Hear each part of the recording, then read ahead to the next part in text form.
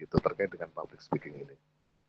Kemudian survei dari National Association of College and Employees gitu ya, NACE di Amerika Serikat tahun 2002 terhadap 457 perusahaan, ternyata kemampuan untuk berkomunikasi di depan publik atau berkomunikasi di depan umum ini salah satu keterampilan utama yang dicari oleh para pengusaha.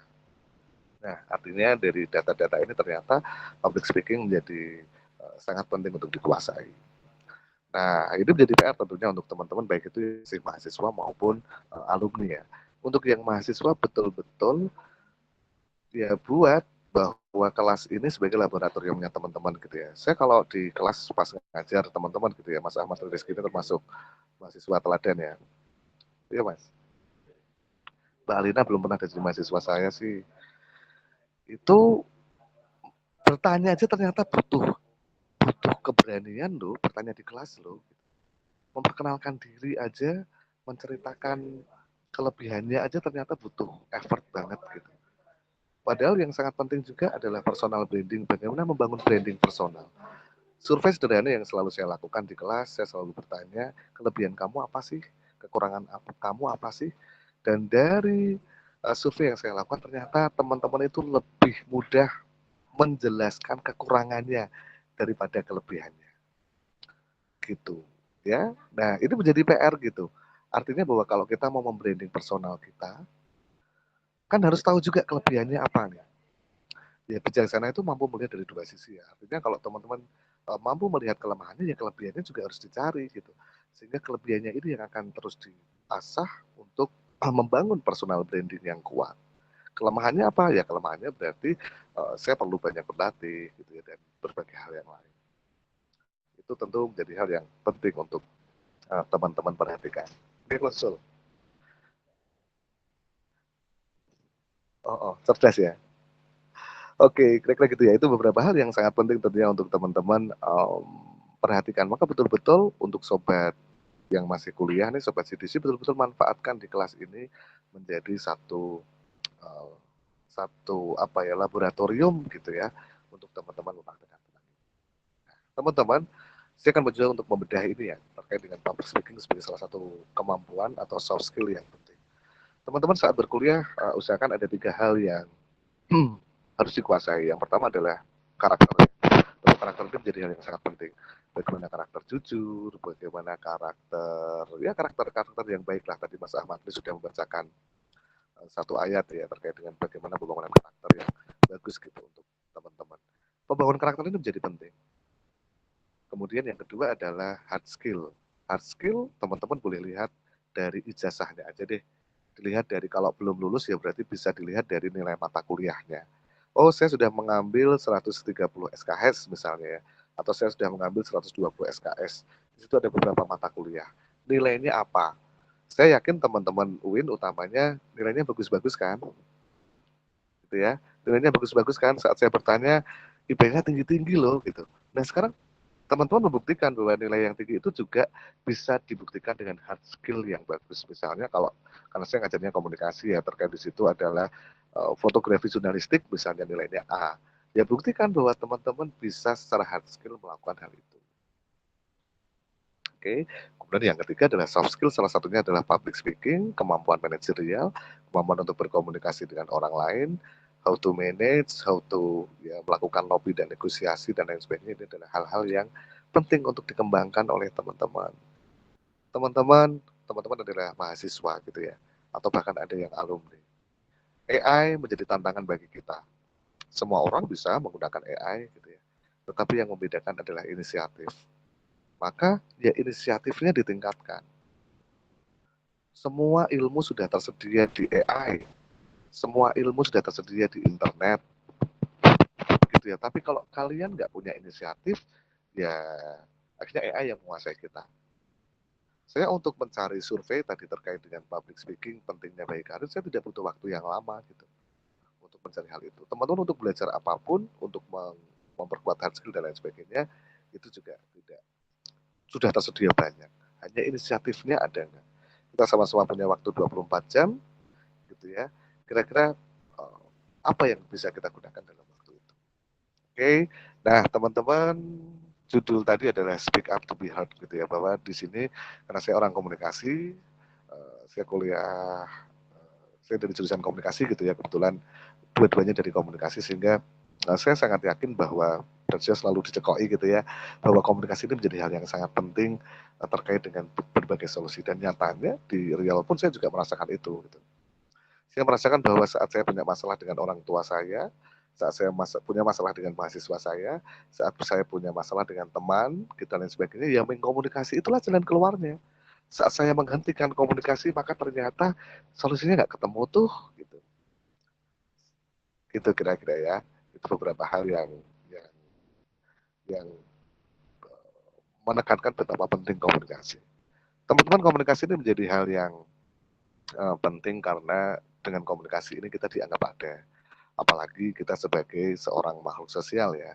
Tentu terkait dengan seorang makhluk sosial, komunikasi ini menjadi kebutuhan yang tidak bisa digantikan. Nah, tentu hal ini penting gitu untuk mengobati rasa ingin tahu, mengobati rasa, ya misalnya teman-teman pengen tahu tentang Mbak Alina, ya teman-teman akan mencoba untuk searching, mencoba untuk apa Mbak namanya Mbak? Kalau di medsos itu apa? Stalking ya. Ya, stalking Alina. Waduh, ene loro posisi yo. Ah, perlu keyword lagi nih. Alina Uin. Wah, nggak keluar. Alina Uin CDC. Alina Uin tadi pas moderator pakai jilbab putih, misalnya gitu kan. Artinya bahwa hal itu untuk memuaskan rasa ingin tahunya teman-teman. Ya, komunikasi itu menjadi hal yang penting gitu akhirnya. Ya, kalau saya di kelas sering mencontohkan juga, teman-teman nggak akan dianggap teman-teman satu kelas gitu kan saat teman-teman nggak mau komunikasi dengan orang lain. Komunikasi itu verbal dan non verbal ya, not just verbal ya. Senyum itu satu bagian dari komunikasi. Bayangkan kalau teman-teman di kelas nggak pernah senyum, nggak pernah nyapa, dia ora tahu gojek, dia wis pokoknya los-losan, ya pasti nggak dianggap gitu di kelas itu. Nah, itu beberapa hal yang penting terkait dengan komunikasi. Komunikasi punya tantangan ya. Menurut Joseph Dominic, dalam dynamic communication itu semakin publiknya semakin besar, itu akan punya tantangan tersendiri. Ada 5 ruang lingkup yang kita bisa lakukan terkait dengan komunikasi ini. Yang pertama, komunikasi intrapersonal. Teman-teman, komunikasi intrapersonal ini adalah komunikasi dengan diri kita sendiri. Komunikasi dengan diri kita sendiri ini juga menjadi hal yang sangat penting gitu. Mas Ahmad Tri harus tahu cita-citanya apa sih? Saya tuh anaknya siapa sih? Ya, saya di kelas juga pernah bercerita bahwa di pintu lemari pakaian saya waktu kecil itu ditulisi, ingat kamu adalah anak yang miskin. Kenapa? Supaya saya dari sini saya bisa komunikasi intrapersonal dengan diri saya bahwa, hey, kamu tuh anak yang miskin loh gitu. Artinya apa yang harus saya lakukan nih? Saya harus berjuang, saya harus bekerja keras misalnya gitu ya. Saya harus belajar banyak hal, saya harus, yaitu beberapa hal supaya saya berhasil komunikasi intrapersonal. Maka teman-teman seringkali dalam beberapa metode komunikasi intrapersonal adalah kita menempelkan cita-cita misalnya di tembok, kita berbicara dengan diri kita sendiri, kita bikin mind mapping kehidupan kita. Oh, kalau saya selalu membuat perencanaan jangka menengah, jangka pendek maupun jangka panjang ya. Saya selalu punya dalam 10 tahun itu sesuatu yang berubah secara besar gitu. Dan itu saya praktekkan. Maka di usia 25 tahun misalnya gitu ya, oh saya harus kerja di pekerjaan tetap gitu. Misalnya ya, akhirnya ya kebetulan aja Gusti Allah memberikan yang sama ya, 25 tahun kurang 3 hari waktu itu. Saya akhirnya bekerja di pemerintahan gitu ya, artinya punya pekerjaan yang tetap gitu. Kemudian oh saya harus S2 di 10 tahun kemudian misalnya gitu. Dan lain sebagainya, itu adalah beberapa target-target yang teman-teman bisa lakukan. Gitu terkait dengan komunikasi intrapersonal, teman-teman sendiri yang tahu terkait hal itu. Ora sah FOMO, ora sah FOPO. FOPO ya apa? Fear of public opinion. Kamu nggak harus jadi orang lain, kamu nggak harus divalidasi oleh banyak orang gitu. Ya, dirimu sendiri yang memvalidasi dirimu. Dirimu sendiri yang tahu dan mencoba untuk mengembangkan dirimu semaksimal mungkin. Ya, FOMO itu fear of missing out, FOPO itu fear of public opinion. Yang muncul apa permasalahannya? Ya, akhirnya muncullah insecure gitu ya kalau teman-teman tidak bisa mengelola komunikasi intrapersonal dengan baik. Teman-teman, dari survei ChatGPT gitu ya, bahwa 440.000 lebih itu orang curhat tentang bunuh diri. bisa bagaimana cara bunuh diri, bisa bagaimana bunuh diri yang nggak sakit, gitu ya. Bayangkan, ya hampir setiap hari ya kita mendengar berita-berita tentang hal itu. Artinya komunikasi intrapersonal ini menjadi penting. Maka untuk mahasiswa ataupun alumni, komunikasilah dengan diri kamu sendiri. Jadilah dirimu sendiri. Jadilah be yourself gitu. Be the best and be yourself. Kita sering kali mendengar hal itu ya. Itu yang pertama. Oke, kalau sudah maka akhirnya kita bisa melangkah ke selanjutnya namanya komunikasi interpersonal, komunikasi dengan individu yang lain. Ya, saya harus bisa berkomunikasi dengan Mas Ahmad secara individu, dengan Mbak Elva, dengan Mbak Salma, dengan Mbak Hanifah dan lain sebagainya. Saya harus bisa berkomunikasi secara interpersonal. Yang ketiga, komunikasi kelompok, antar kelompok ya teman-teman. Kalau di mahasiswa bikin kelompok, ya itu butuh komunikasi juga. Komunikasi organisasi dan akhirnya yang paling menantang adalah komunikasi publik atau public speaking ya, berbicara di depan publik. Kenapa? Karena noise-nya akan semakin besar. Tantangannya akan semakin besar. Ahmad Sahroni gagal gitu ketika dia mencoba untuk berkomunikasi public speaking gitu ya di depan publik. Apa yang muncul? Ya sebegitulah karena noise-nya beda loh. Warga Indonesia ini rameng sing mudeng tok karo sing mbok omongke. Ada banyak yang harus diperhatikan. Ada noise pengalaman, ada noise pengetahuan, ada noise apalagi pendidikan, ya, ada noise bahasa, ada noise sinyal saat itu putus-putus. Tadi Mas Arifin tidak jelas ngendikonya karena beliau berada di satu tempat yang ramai sehingga saya tidak bisa mendengar. Itu noise. Nah nanti teman musisi juga harus memperhatikan hal itu. Bagaimana supaya bisa dengar dengan baik. Mas Arifin akhirnya misalnya harus menepi dulu gitu ya. Supaya apa? Supaya kita bisa mendengar dengan baik. Tapi nggak bisa dengan baik karena di sekitarnya ramai. Artinya kita meminimalisir noise itu supaya apa? Komunikasinya bisa maksimal. Gitu kira-kira ya. Itu beberapa hal yang teman-teman harus perhatikan. Noise-nya banyak sekali. Bisa bahasa, bisa budaya juga ternyata bisa menjadi noise-noise baru. Maka ini tantangannya.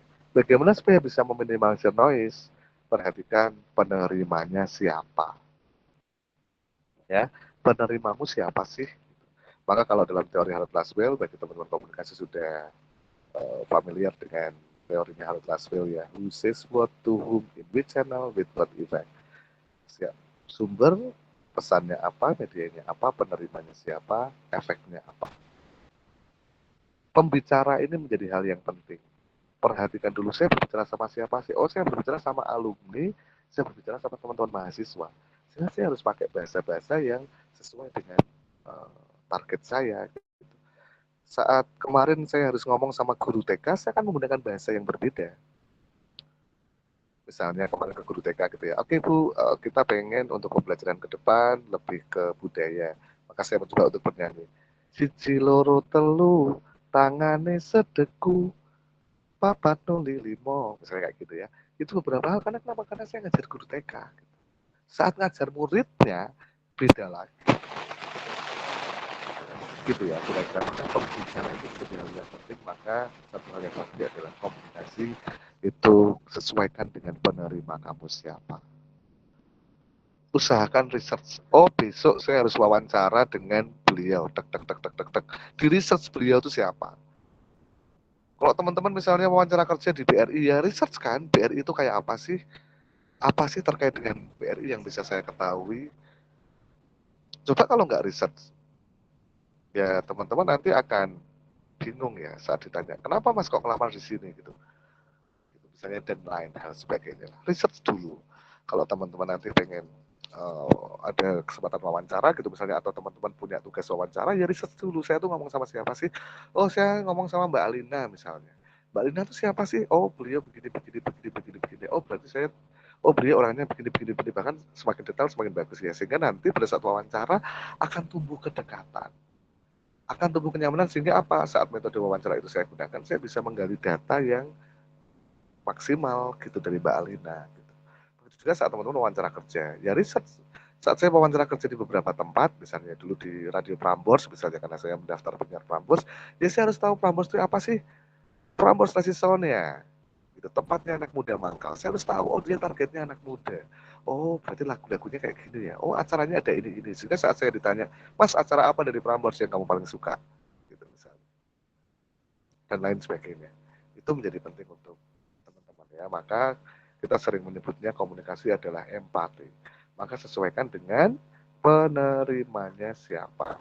Itu akan mempengaruhi pesan, mempengaruhi media, dan akhirnya noise-nya bisa diminimalisir, efeknya sesuai dengan yang kita harapkan. Oke, itu menjadi hal yang sangat penting ya untuk teman-teman terkait dengan komunikasi publik. Dan itu ternyata menjadi hal yang masih PR ya untuk kita di UIN ya. Maka kemarin saya ketemu sama Pak Barek Tiga itu terkait juga peningkatan public speaking. Sekarang itu kemampuannya narasi ya, kemampuan untuk bercerita. Kemarin saya ke Karanganyar kebetulan satu mobil dengan salah seorang yang memilih kuliah di geografi karena gurunya menarik pada saat menarasikan pelajaran geografi. Begitulah kekuatan narasi gitu. Saya punya teman jualan joglo, harga joglonya itu bisa naik puluhan juta karena kemampuan narasinya, karena kemampuan berceritanya yang kuat. Wah, joglo ini jadi punya nilai yang luar biasa sejarahnya. Kita bisa lihat beberapa pahatan-pahatan. Kita bisa lihat alur oponik ini jadi kan ono motifnya, misalnya kayak gitu. Ya kemampuan narasi itu ternyata mampu membuat sesuatu layak untuk dihargai lebih mahal. Mau apa? Iklan. Iklan juga kemampuan narasi gitu. Maka kemampuan verbal dan non-verbal ini teman-teman harus kuasai. Menarasikan sesuatu. Ini menjadi hal yang menjadi tantangan ya untuk teman-teman. Oke, nah sampai sini ada pertanyaan nggak? Atau gimana Mbak Moderator, saya harus lanjut atau mau diberi kesempatan bertanya dulu?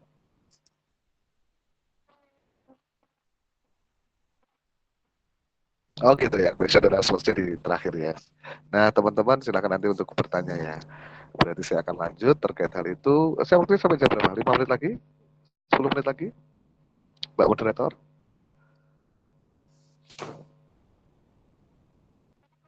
Kira-kira waktu saya masih berapa menit? Waktu paparannya berapa menit lagi? 5 menit, 10 menit, atau...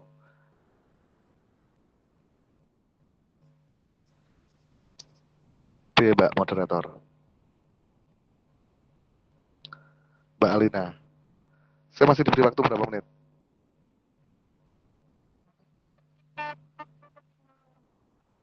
45 menit dari tadi. Berarti saya sampai jam berapa?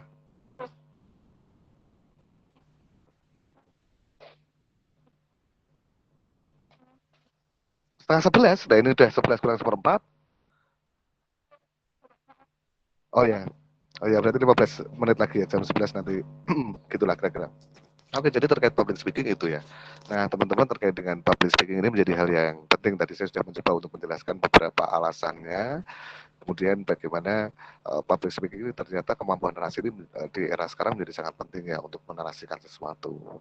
Gitu ya. ChatGPT itu masing-masing punya kelebihan ya. ChatGPT, Gemini, Perplexity. Yang kita cari adalah kemampuan narasi dari AI ini. Oh, Perplexity itu karakternya begini loh saat menarasikan prompt. Oh, Gemini itu begini loh karakternya saat kita menarasikan prompt. Oh, ChatGPT itu begini loh. Sehingga akhirnya teman-teman akan menggunakan sesuai dengan kemampuan narasi mereka. Ya semuanya tentang narasi gitu sekarang. Nah, oke. Nah, teman-teman terkait dengan komunikasi publik ini bukan bakat ya, tapi adalah berlatih. Ya, memang terkait dengan bakat ini juga menjadi tantangan ya. Seringkali saat teman-teman punya bakat terkait hal itu, biasanya belajarnya lebih cepat gitu. Tetapi kalau saya meyakini bahwa kemampuan berkomunikasi publik, kemampuan narasi, kemampuan berbicara itu sesuatu yang bisa dilatih. Ya metode latihannya, monggo teman-teman bisa berbicara di depan cermin. Hai, perkenalkan namaku Alina. Hari ini senang banget karena aku bisa menjadi seorang moderator dalam CDC, salah satu acara bootcamp CDC berbicara tentang speak up to be heard. Saya baru mengerti ternyata misalnya kayak gitu. Kemampuan-kemampuan itu bisa dilatih. Maka dilatihnya tapi pakai teknik ya. Maka teknik yang saya jelaskan yang pertama adalah ada 5 hal. Artikulasi, speed, aksentuasi, intonasi, power, itu hal yang bisa teman-teman perhatikan. Maka saya kalau di kelas, oh artikulasi A, I, U, nya harus jelas. Mas, Nek ngedikan mulutnya dibuka gitu sehingga jelas. Kamu ngomong A, ngomong I, ngomong U, ngomong O, itu jelas. Kemudian terkait dengan um, speed gitu, maka kecepatan. Saya di kelas tanya, kira-kira kelemahanmu apa sih? Saya tuh kalau ngomong kok cepet ya Pak? Ya berarti disadari bahwa kamu kalau ngomong cepet, sehingga saat ngomong cepet itu kamu sudah punya rem. Ya saat dulu jadi penyiar radio saya ditantang ya untuk speednya cepat, artikulasinya juga jelas. Itu menjadi tantangan. Hai 99,9 FM Suara Selatiga seluruh jarang DJ yang berada di sampai jam 9 malam nanti. Always tune on lagu rindu. Jika itu tuh cepat tapi artikulasinya jelas. Itu punya tantangan dan itu bisa dilatih. Tetapi rata-rata kalau teman-teman misalnya menggunakan komunikasi publik ya tidak usah terlalu cepat. Artikulasinya jelas. Kemudian yang ketiga adalah intonasi. Intonasi ini berarti nada suara ya. Ojo dhuwur terus, tetapi juga intonasinya yang enak didengarkan. Kalau dalam telinga kita enak, berarti mungkin juga enak juga diterima oleh orang lain. Kemudian yang keempat adalah aksentuasi atau logat gitu ya. Teman-teman yang dari saya punya teman mahasiswa di sini itu dari Kopeng. Nah, ngendikan logat mesti logat. Ya. Nah, kalau saya datang ke kantor terlambat, Mbak Rizka apa Rizka? Saya Kopeng? Rizka ya. Mbak Rizka ini ngageti aku ngendikannya ini badalah. Kopeng banget loh kayak. Ngerti baca ya, Pak? Badalah ya, Pak. Saya Kopeng ya. Ya, saya Kopeng, saya Kopeng. Badalah. Kira Bali-Bali ki, Pak. Kopeng lah kok piye to.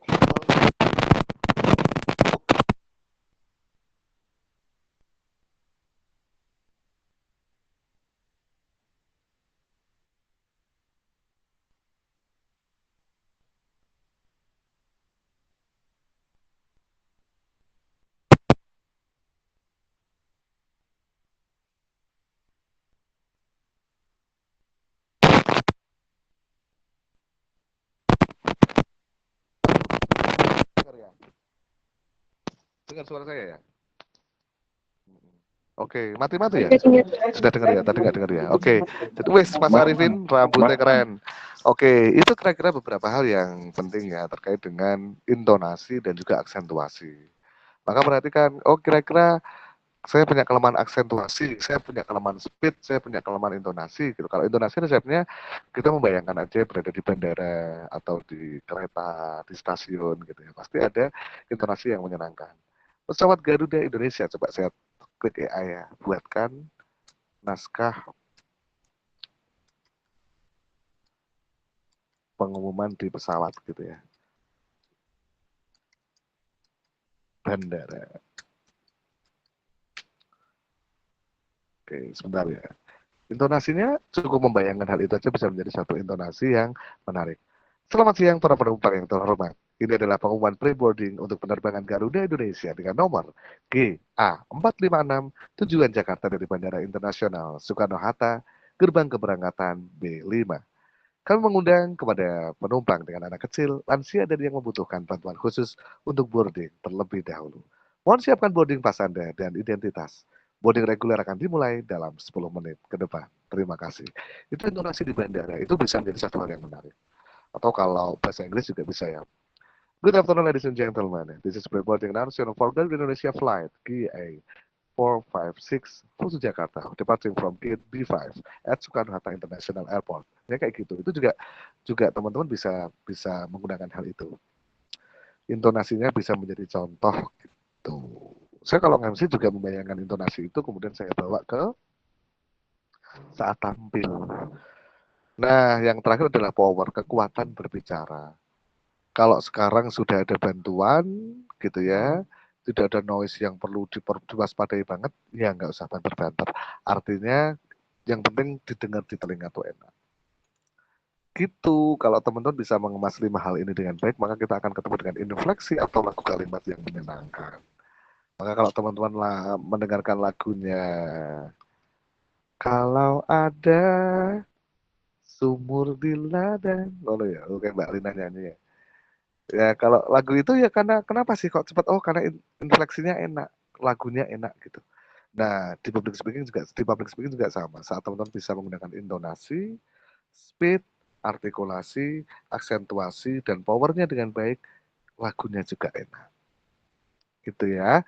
Nah, ada hal yang lain yaitu kemampuan untuk mengatasi diri sendiri atau mental atau psikologis.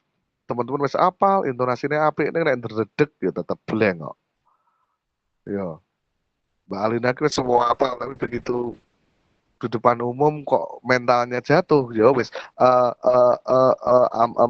Mbak. Hmm, gitu kira-kira. Nah, mental ini juga menjadi hal yang penting. Saya yakin tidak ada cara selain belajar. Tidak ada cara selain mencoba, tidak ada cara untuk mengatasi ketakutan selain bertemu dengan ketakutan tersebut. Maka kalau teman-teman takut, kalau Mbak Alina takut gelap, ya Mbak Alina akan mencoba untuk naik gunung sehingga ketemu dengan gelap. Supaya akhirnya ternyata gelap tidak semenakutkan yang kita kira. Mas Arifin juga sama. Takut. Oh, Mas, nanti dengan Mas. Nah, harus bertemu dengan ketakutan itu mungkin dengan cara yang berbeda supaya akhirnya bisa menarik. Gitu. Kemudian yang ketiga adalah tadi sudah teknik komunikasi, teknik berbicara, kemudian mental, kemudian yang terakhir adalah penampilan. Maka nggak perlu pakai gestur yang berlebihan. Sesuaikan bajunya. Nek acara nih jalan sehat ya ojo nggowo gamis apa nggowo koko jalan sehat yang gue training misalnya dan lain sebagainya. Dia akan mengaruhi visual penampilannya teman-teman. Nah, kira-kira itu sih beberapa hal yang saya sampaikan pada kesempatan siang hari ini ya bahwa ternyata komunikasi publik itu menjadi hal yang penting untuk teman-teman. Datanya tadi sudah saya sampaikan, komunikasi publik menjadi salah satu soft skill yang dibutuhkan, gitu ya, dari data terukur tadi. Kemudian terkait dengan bagaimana meningkatkan kemampuan publik, gitu ya, yang diperhatikan adalah penerimanya siapa, sesuaikan itu dan lain sebagainya. Itu bisa diperhatikan. Kira-kira begitu Mbak Alina, seandainya ada diskus, gitu ya, kita akan perdalam apa yang saya sampaikan ini melalui diskusi. Mbak Alina ini mahasiswa apa? Apa alumni? PCC. Saya magang di situ. Masih mahasiswa atau sudah alumni?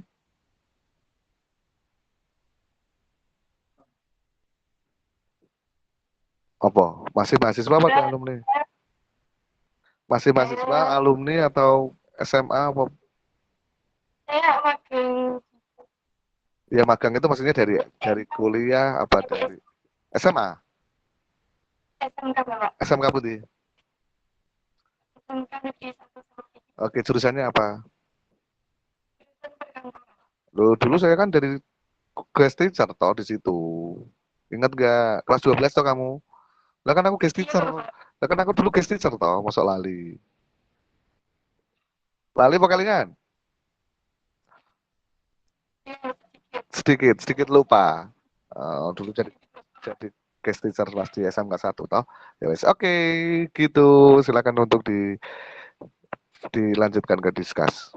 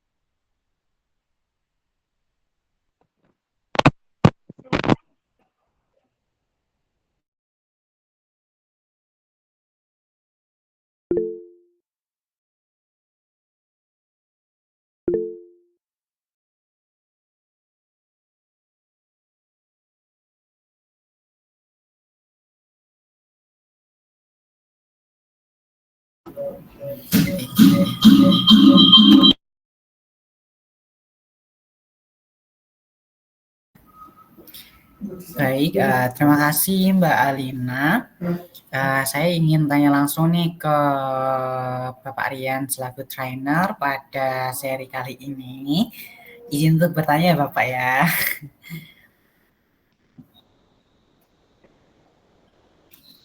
Ini Bapak, ketika Sebenarnya di dunia kerja itu kan ada sesi interview atau wawancara. Dan alangkah baiknya itu sebenarnya itu di beberapa job preparation ataupun di bootcamp sebelumnya itu sudah diajarkan bagaimana kita menghadapi wawancara.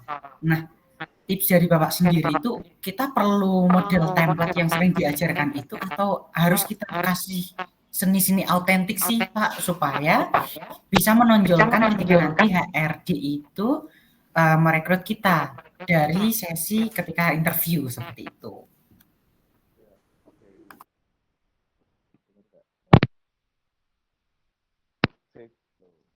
Dengar suara saya ya. Oke, terima kasih pertanyaan tadi terkait dengan interview kerja. Jadi Mas, Mbak, sekarang dunia kerja itu berbeda dengan biyen ya bayangannya ya. Sama Bapak Ibu.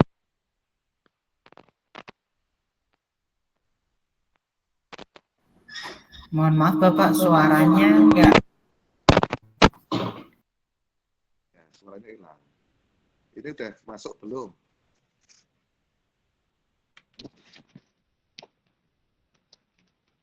Udah masuk belum ini? Saya orang nih. Masuk ya? Oke. Nah, teman-teman sekarang itu sudah berbeda ya terkait dengan apa namanya mencari kerja ya. Zaman dia kan tawani kalau sekarang yang Andre ini wah saya punya ponaan itu jurusannya olahraga kerjanya sering banget. Artinya bahwa ternyata persaingannya kan sudah semakin banyak terbuka gitu. Terbuka. Dan orang Indonesia luar negeri ya itu jadi tantangan. Maka terkait dengan proses interview yang membedakan nanti pada saat ini adalah sekarang perusahaan itu bertanya apa yang bisa kamu lakukan untuk perusahaan, bukan lagi apa yang bisa perusahaan lakukan buat kamu gitu. Tapi perusahaan apa yang bisa kamu lakukan buat kamu. Maka yang dibutuhkan adalah portofolio. Kalau saya sih tidak perlu banyak bercerita ya, tetapi tunjukkan portofolio dan personal branding kamu yang sesuai dengan harapan perusahaan. Ya, saya menyeleksi beberapa teman-teman gitu, misalnya pada saat saat menyeleksi teman-teman di radio gitu ya. Ya, portofolionya gitu, cukup bercerita di Instagram kamu ngapain sih. Oh, ternyata sesuai dengan yang kita butuh. Oh, ternyata kamu kreatif ya. Saya menerima lowongannya banyak, tapi saya kadang tidak memperhatikan kualitas suaranya karena ada personal branding lain yang menarik yang itu akan mampu untuk doing sesuatu buat perusahaan. Saya pernah hire orang gitu yang ngomongin sih grogi kan namanya Mas Roy. Tapi dia itu kreatif banget gitu. Itu dibutuhkan oleh perusahaan saya gitu. Enggak, radio itu bukan hanya ngomong tok, tapi juga butuh mengelola Instagram, butuh hal-hal yang lain. Dan dia punya kreativitas itu, dan dia punya kreativitas itu. Maka itu hal yang menarik terkait dengan posisi wawancara ya, sehingga personal branding yang menarik itu perusahaan akan mampu untuk menggunakan teman-teman. Jika proses interview, usahakan personal branding itu kamu bangun dari sekarang. Ojo nunggu sok lulus kayak bangun personal branding, tapi dari sekarang dibangun personal branding. Gitu. Sehingga itu hal yang penting. Sehingga interview itu just memastikan aja secara karakter kamu kayak apa sih. Gitu. Terus wawancaranya pasti sudah diajarkan kan. Harus gimana sikapnya, duduknya itu sudah diajarkan. Gitu kira-kira Mas Ahmad Rizky. Baik Pak. Oke. Berarti ini ya Pak ya. Mungkin di interview tidak melulu yang dipandang itu dari gaya bahasa ataupun seni berbicaranya, namun juga diperkuat dengan portofolionya, kayak gitu kan Pak? Iya, tunjukkan keunikanmu, bangun personal brand kamu gitu. Yaitu yang akan mampu membuat teman-teman. Baik, terima kasih Pak Rian. Dari sekarang dibangunnya ya. Oke, gitu. Ada lagi yang mau bertanya? Ini saya pause dulu sebentar ya Mas Ahmad ya. Saya pimpin rapat sebentar, mungkin 10 menit ya. Mungkin Mas Ahmad bisa ngobrol-ngobrol dulu dengan peserta ya. Kira-kira 10 menit ya. Gitu ya Mbak Alina.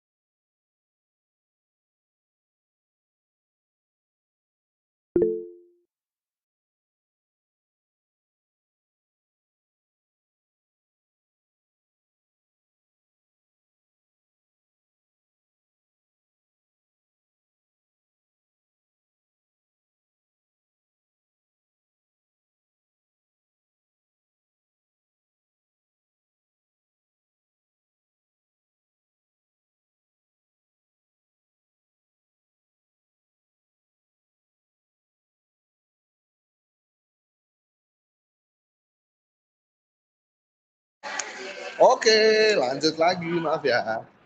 Bentar, Bapak. Oke, silakan bisa dilanjut. Ada yang bertanya lagi, Kak?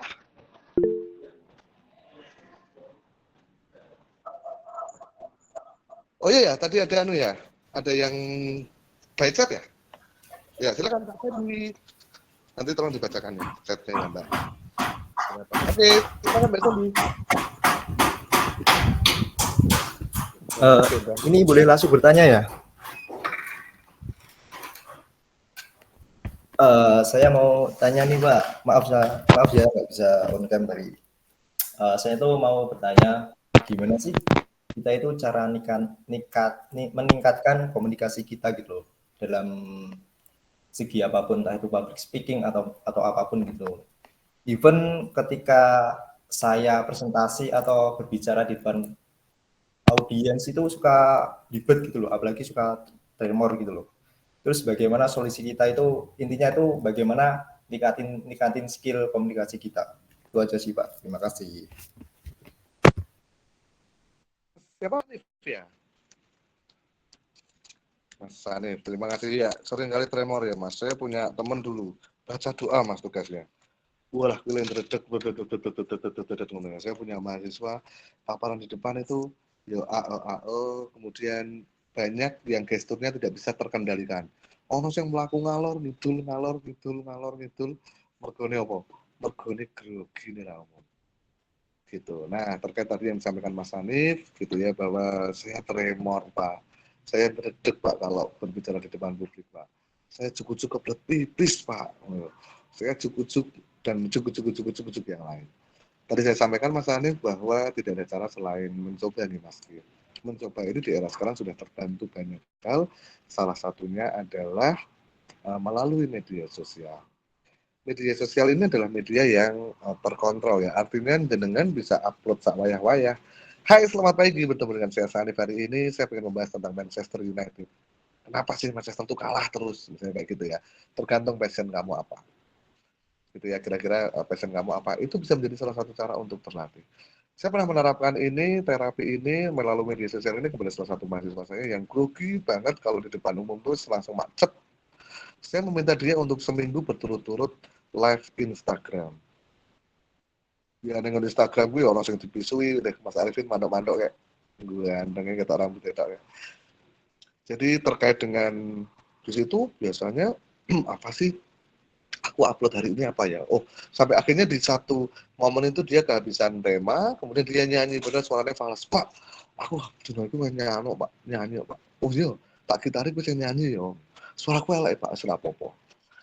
Yang terkait hal ini adalah dia harus menyiapkan dirinya dengan berbagai feedback ya yang muncul dari para netizen. Tentu dibekali dulu bahwa maha benar netizen dengan segala kata-katanya. Nah, seringkali kita takut gitu, takut dengan respon, takut dengan ekspektasi gitu, sehingga akhirnya karena ekspektasi kita terlalu tinggi, akhirnya kita tidak percaya diri.